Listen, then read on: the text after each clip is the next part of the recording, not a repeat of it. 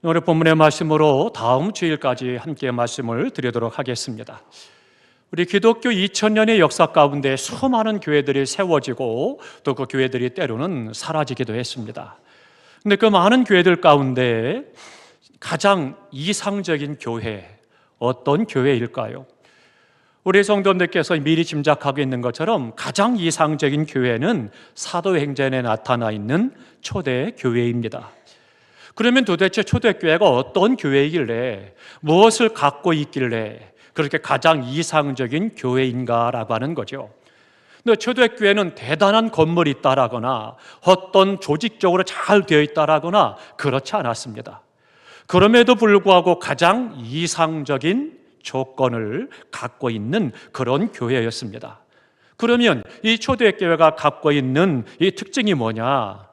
우리가 한번 생각해보고 우리 교회 또한 이 특징을 갖추어 나가고 더욱더 시대적 사명을 감당하는 교회로 계속해서 하나님 앞에 쓰임받아야 되겠습니다. 첫 번째로는요, 성령 충만한 교회입니다. 성령의 역사는 사도행전에서 마갈 다락방에 성령이 임하신 사건을 중심으로 해서 생각하다 보니까 모든 성령의 충만한 역사는 사도행전에서만 있다라고 착각하기 쉬운데요, 그렇지 않습니다. 성령 하나님의 역사는 창조 때부터 있었습니다. 그래서 창세기에 보니까 천지 창조하실 때 하나님께서 말씀하시죠. 하나님의 신이 수면 위에 운행하시니라, 그렇게 말씀하십니다. 이 하나님의 신이 바로 성령님을 말씀하고 있습니다. 그러니까 성령께서 천지를 창조하실 때에도 함께 창조의 역사를 행하셨다, 그렇게 말씀하고 있습니다.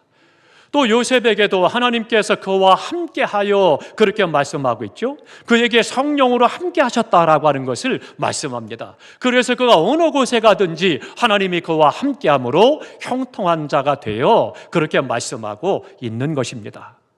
성령이 함께 하셨던 거죠. 뿐만 아니라 다윗도 왕으로 하나님이 세우실 때에 그에게 성령으로 기름 부으시고 그리고 임재하셨습니다. 예언자에게도 선지자들에게도 임하셨고 마리아에게도 마찬가지고 주님의 12 제자에게도 마찬가지고 120명의 문도들에게도 임하셨던 것입니다. 그러니까 구약 시대에는 성령님이 언제 누구에게 역사하셨느냐? 특정한 하나님의 사람들에게 성령께서는 임재하신 거예요. 그리고는 그들을 통해 하나님의 뜻을 이루시고 하나님의 뜻을 말씀하시고 역사하시고 영광을 받으셨던 거죠. 대표적인 부류들이 왕이나 혹은 제사장이나 선지자들이 됩니다. 그리고 특별히 간혹 특별히 하나님께서 찾으시는 그런 사람들에게 성령을 부어주시고, 그러니까 대부분 개인적으로 하나님의 영이 그들에게 임하셨다, 그렇게 말씀할 수가 있습니다. 이후에 이제 신약에 와서는 예수님께서 이 땅에 오셔서 순간순간 말씀하시죠. 내가 십자가에 죽을 것이고 3일 만에 다시 살아날 것이다. 부활한 이후에 내가 주님의 보좌 우편에 앉아 계실 것이고 내가 가면 너에게 성령을 보내겠다. 그 성령이 오면 내가 말한 모든 것들을 기억나게 하고 생각나게 하고 가르칠 것이다 말씀해 주고 있습니다. 그래서 주님이 약속하신 그대로 주님께서 십자가에 못 박아 죽으시고 4일 만에 다시금 사망 권세를 깨뜨리고 부활하시고 승천하셔서 하나님의 보좌 우편에 계시고 우리 가운데는 성령을 보내시죠. 이 성령을 보내신 첫 번째 사건이 바로 사도행전에 있는 오순절 마갈 다락방에 120명의 성도들에게 임재하셨던 것입니다. 그리고 이제 그 이후로는 주님의 십자가 사건 이후로 누구든지 예수 그리스도를 믿고 죄 사함 받은 하나님의 사람들, 또 하나님의 은혜와 완사를 사모하는 사람들에게 하나님께서는 성령을 부어주시겠다라고 말씀하고 계십니다. 그 하나님께서는 오늘도 우리 가운데 성령으로 임재하셔서 역사하심을 믿으시기 바랍니다. 그렇기 때문에 성령님은 오늘도 우리 안에서 임재하시고 역사하고 계십니다. 사도행전 2장 4절에 보니까 말씀합니다. 저희가 다 성령의 충만함을 받았다, 그렇게 말씀하고 있습니다. 그러면 이 말씀 가운데 충만이라고 하는 단어는 헬라를 보면 프렐로우라고 이야기합니다. 이 프렐로라고 하는 단어, 충만이라는 단어는 몇 가지의 뜻이 있습니다. 첫 번째 뜻은 꽉 찼다, 그런 뜻입니다. 그러니까 빈 영혼, 메마른 영혼, 텅 빈 영혼, 텅 빈 교회가 성령이 충만하게 되면 꽉 찬다는 거예요. 그러니까 이전에 하나님의 영이 가득하게 충만히 임한다는 거죠. 그렇게 되면 예배드리는 모든 성도들이 충만한 하나님의 영의 성령의 충만함을 얻고 세상에 나가서 빛과 소금의 삶을 살아가고 죄를 이기고 하나님의 사람으로 살아갈 수가 있는 거죠. 그렇기 때문에 성령이 충만하다는 것은 하나님의 영으로 꽉 찼다. 내 심령이 메마르고 또 공허하고 가라고 부족한데 성령에 충만하면 꽉 차기 때문에 마음에 감격이 있고 하나님의 은혜가 우리 가운데 역사함으로 인도함 받는가 살 수가 있는 것이죠. 꽉 채우는 역사, 성령의 충만함입니다. 또 하나 두 번째, 성령이 충만하다라고 하는 말은 평평하게 한다, 그런 뜻입니다. 내 마음이 모관하고 거칠고 각지고 가시가 돋친 그런 마음을 평평하게 만든다는 거예요. 그래서 마음이 평안하게 되는 거죠.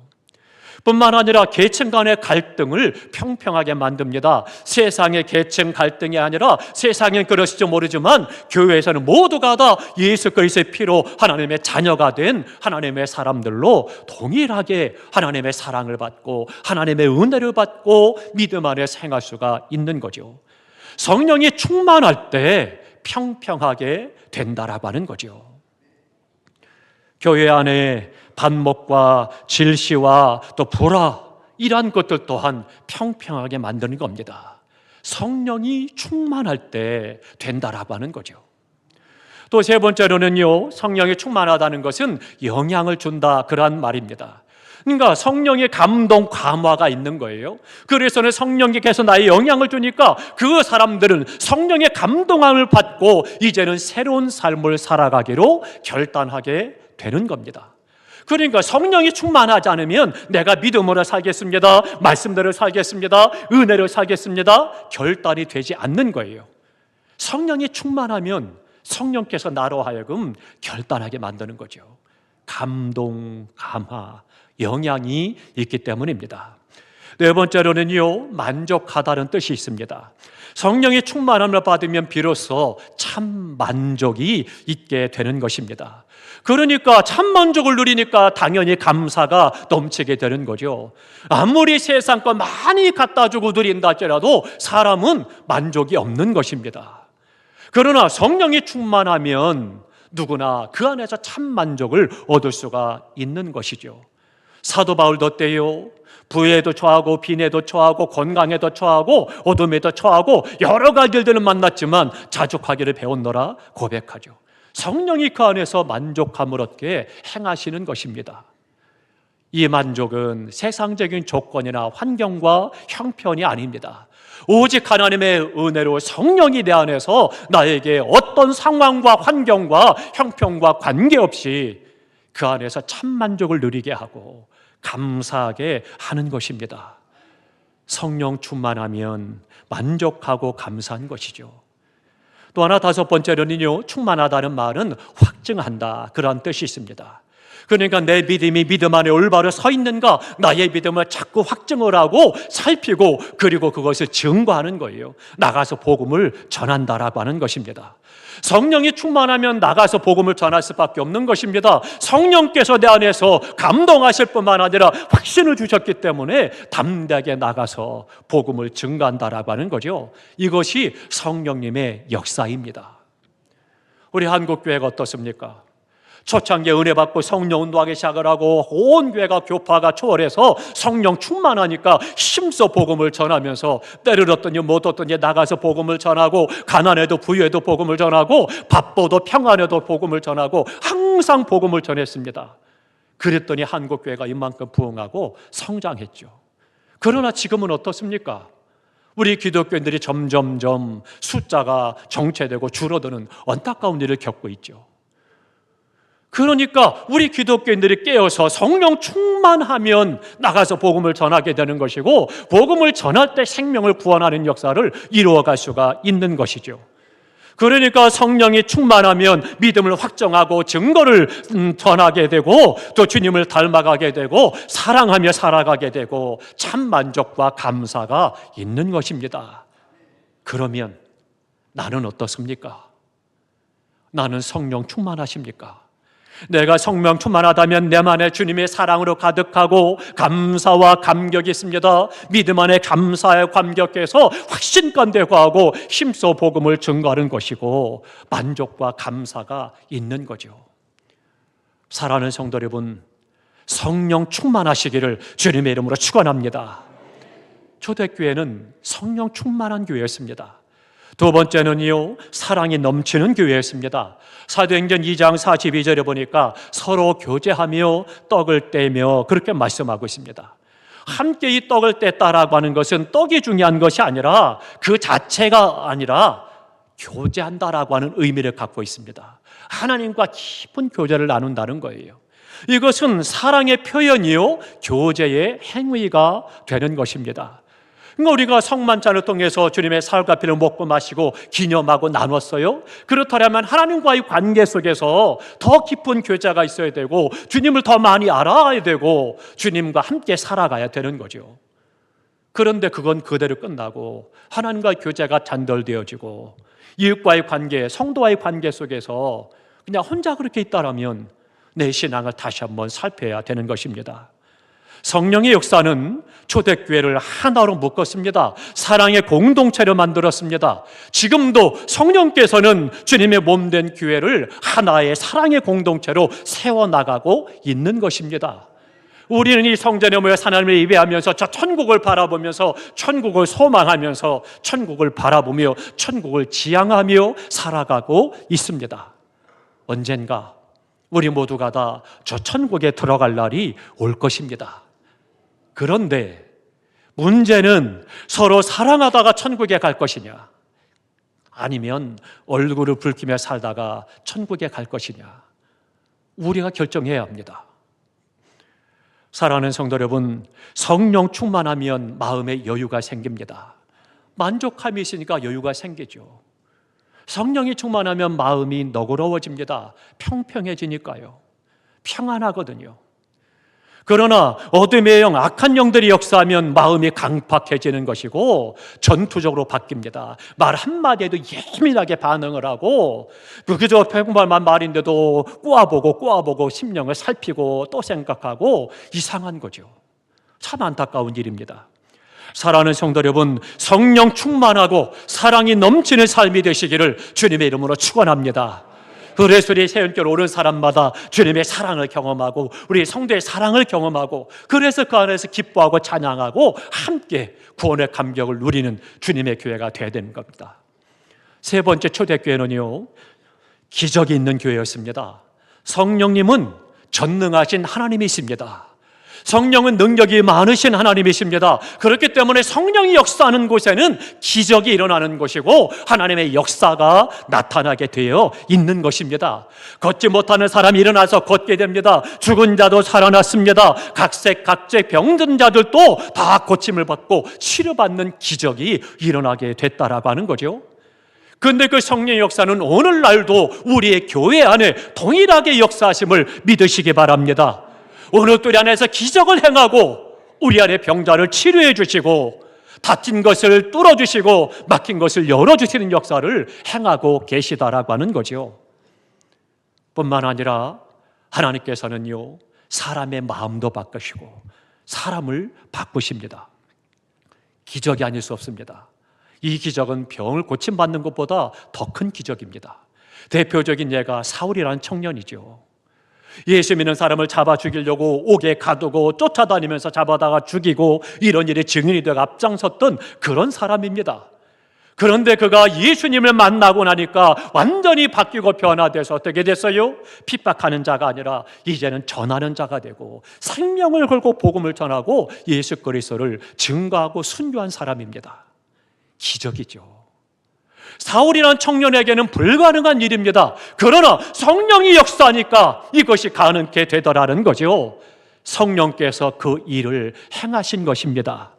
오늘도 성령 충만한 교회는 성령님의 역사가 다방면으로 다양하게 나타나고 있고 여전히 기적은 일어나고 있는 것입니다.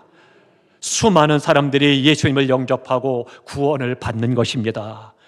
사랑하는 성도 여러분, 성령 충만하시기를 주님의 이름으로 축원합니다. 또 하나 네 번째로는요, 초대교회는 부정이 용납되지 않는 그런 교회였습니다. 근데 베드로 사도가 복음을 전했습니다. 많은 사람들이 은혜를 받았어요. 그래서 은혜를 받고 초대교회는 은혜 받고 난 다음에 하나님 앞에 자신들의 것들을 갖다가 바쳤습니다. 그래서 그것을 가지고 어려운 사람들을 도와주고 구제하고 복음을 전하는 일에 사용을 했죠. 아나니아 삽비라도 어느 날 베드로의 말씀을 듣고 은혜를 받아서 찾아왔습니다. 내가 집에 밭이 있는데 나도 이 밭을 팔아서 주님께 바치겠습니다. 그리고는 이야기하는 거예요. 그리고 돌아갔는데 마침 적당한 구매자가 나타나서 밭이 잘 팔렸어요. 그래서는 목돈을 지게 됐습니다. 그러고 났더니 그게 문제가 됐어요. 목돈을 지고 나니까 땅값의 일부는 감추어 두고 그리고 나머지를 하나님께 갖다가 드렸습니다. 그런데요, 사도행전 5장 3절에 보니까 이렇게 말씀합니다. 사단아, 내 마음에 가득하여 내가 성령을 속이고 땅값 얼마를 감추었느냐? 베드로가 아나니아에게 말씀하는 거예요. 사단이 내 속에 가득해서 하나님께 약속한 것을 저버리고 일부를 감추고 일부만 드렸다는 것을 지금 지적하고 있는 거죠. 그리고 4절에 말씀합니다. 이것은 내가 일부러 감추고 하나님께 갖다 바친 것은 이것은 사람에게 거짓말한 것이 아니라 하나님께 거짓말한 것이다. 그렇게 지정해주고 있는 거죠. 이 말을 들었던 그 주변 사람들과 다 듣고 아나니아가 혼이 떠났다고 그랬어요. 죽었다는 거예요. 그리고 사람들이 그를 데려다가 장례를 치릅니다. 그게 3시간이 지났어요.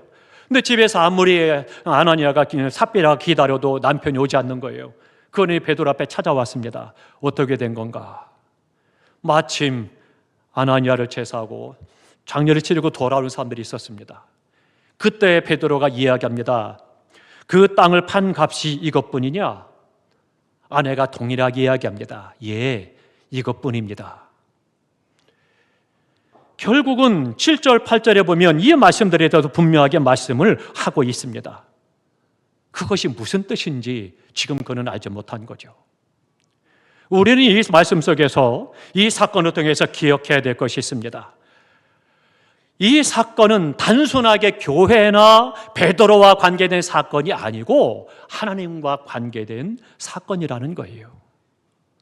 우리가 주님 앞에 나와 예배드리고 예물을 드리고 봉사하고 충성하고 헌신하는 또 말씀대로 살아가는 모든 삶이 단순히 목사나 혹은 교회와 관계된 것으로 끝나는 것이 아니고 하나님과 관계된 것이 먼저라고 하는 거예요.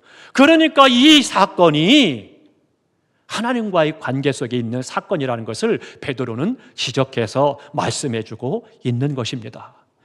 그러면 이 사건을 통해서 우리가 기억해야 될 것이 있습니다. 첫 번째는 뭐냐? 하나님과의 약속은 반드시 지켜야 된다는 겁니다.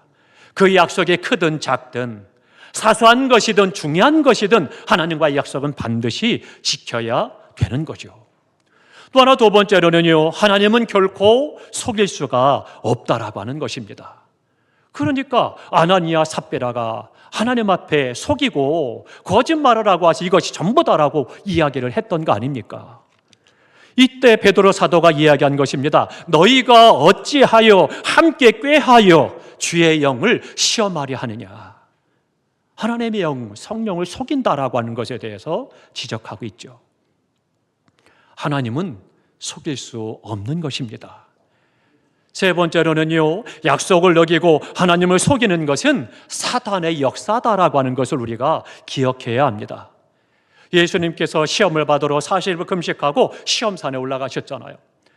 그래서는 거기서 금식하고 나서 사단이 찾아와서 시험을 하죠. 왜 시험을 했어요? 예수님으로 하여금 구세주의 사명을 감당하지 못하도록, 십자가를 지지 못하도록 방해하고 그리고 인류를 멸망시키도록 예수님은 어떻게든지 사명을 감당하지 못하도록 와서 미혹하고 유혹하죠. 그런데 그 내용들이 어떻습니까? 천하만물을 산꼭대기에 올라가서 다 보여줍니다. 그리고 이야기해요.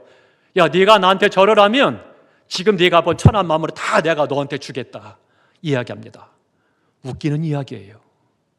천지 만물 누가 창조하셨어요? 하나님이 창조하셨습니다. 천지 만물 하나님의 것입니다. 우리도 하나님의 그 은혜 가운데 있는 거죠. 그런데도 불구하고 사단 마귀는 거짓말하는 거예요. 마치 자기 것인 것처럼 네가 나한테 절하면 내가 너한테 줄게, 그렇게 지금 유혹하고 있는 거죠. 하나님을 속이고 예수님을 속이고 그리고는 그렇게 유혹을 하고 있는 거죠. 뿐만 아니라 어떻습니까? 예수님의 구세주 되심을 인정하지 않고 그리고 말하죠. 야, 네가 구세주라며. 그러면 돌이 떡이 되게 해서 먹어. 그렇게 유혹을 합니다. 교만하게 만들고 착각하게 만들고 거짓으로 미혹하는 거죠. 뿐만 아니라 어때요? 성전에 데리고 꼭대기에 올라가서 뛰어내리라는 거예요. 뛰어내리면 천사들이 와서 너의 발을 다 받쳐서 발에 돌이 부딪히지 않게 할 거야. 그래가면서 예수님을 알고 자꾸 부추겨서, 그래서는 자기를 내세우게 만들고 자기 이에 빠지게 만들고 교만하게 만드는 일을 행하는 거죠. 계속해서 예수님의 시험한 이 세 가지는 공통점이 바로 그거예요. 예수님을 속이고 거짓말로 예수님을 부추겨서, 그래서는 유혹하고 미혹해서 넘어지게 하려고 하는 그런 일이었다는 거죠. 하나님과의 약속을 어기고 하나님을 속이는 것, 사단의 역사라고 하는 거죠. 나는 별 생각 없이 하나님 앞에 기도하면서 순간 감정을 따라 혹은 성령의 역사를 따라 결단하고 약속했을지 모르지만 하나님 앞에는 반드시 그것을 지켜야 된다라고 하는 거죠.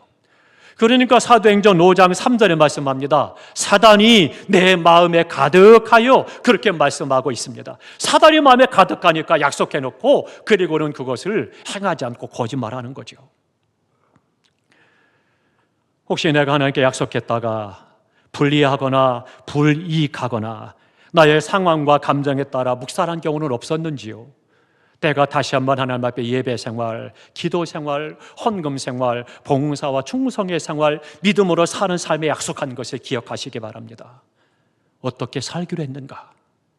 혹시라도 내가 여러 가지 삶의 형황과 환경 때문에 그것을 잊어버리고 약속을 알매도 불구하고 묵살하고 그리고 나 좋은 대로, 나 편하는 대로, 나 쉬운 대로, 나 좋은 대로 신앙생활하진 않았는지 우리의 믿음을 다시 한번 점검해야 되겠습니다. 마지막 또 하나 중요한 게 있습니다. 베드로를 속인 것이 아니라 이것은 곧 하나님을 속인 것이다, 그렇게 말씀하고 있습니다. 사랑하는 성도 여러분, 우리는 각별히 조심해야 될 것이 바로 그것입니다. 성령 하나님은 그 누구도 속일 수가 없는 것입니다. 성령 충만한 교회는 부정이 용납되지 않는 것입니다. 그렇기 때문에 세상의 의의가 아니라 하나님의 의의가 서는 것이고 하나님의 뜻이 서는 것이고 그것이 바로 하나님의 정의가 되는 것이고 거룩이요 성결한 삶이 되는 것입니다. 사랑하는 성도 여러분, 성령 충만하시기 바랍니다. 우리 교회가 성령 충만한 교회, 성령의 충만한 믿음이 되시어서 세상 가운데서 하나님이 만주의 주가 되시고 우리의 구주 되심을 알리고 증거할 뿐만 아니라 그 사랑 안에 참 만족과 감사를 누리며 하나님께 영광 돌리는 삶을 살아가고 이 땅에서 존귀하고 복된 성도의 삶을 살아가시기를 주님의 이름으로 축원합니다.